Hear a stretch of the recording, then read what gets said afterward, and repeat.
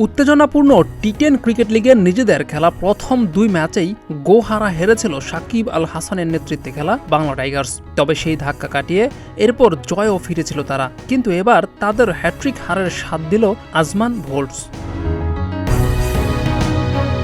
টানা ২ হারের পর টানা ২ জয়ের সুখস্মৃতি নিয়ে নিজেদের পঞ্চম ম্যাচে আজমান ভোল্টসের বিপক্ষে মাঠে নেমেছিল বাংলা টাইগার্স। ম্যাচটিতে ৩১ রানে পরাজিত হয়েছে সাকিবের দলটি। প্রথমে ব্যাটিং করতে নেমে আজমানের ৩ তারকার তাণ্ডবে ১৩৩ রান জমা হয় স্কোরবোর্ডে। ওপেনার অ্যালেক্স হেলস ৩০ বলে সর্বোচ্চ ৭৫ রান করেন। জিমি নিশাম ১৩ বলে ২০ এবং ড্যানিয়েল ১৮ বলে করেন ২৭ রান। দলের সবাই বল হাতে ব্যর্থ হলেও আলো ছড়িয়েছেন সাকিব আল হাসান।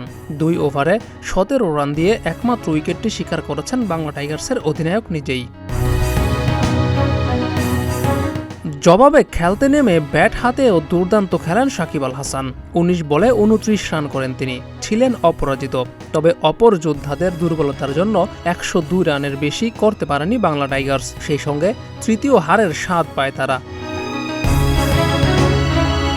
টি10-এর এবারের আসরে ১০টি দলের মধ্যে বাংলা টাইগার্সের অবস্থান ৬ নম্বরে। ৫ ম্যাচে তাদের সংগ্রহ ৪ পয়েন্ট।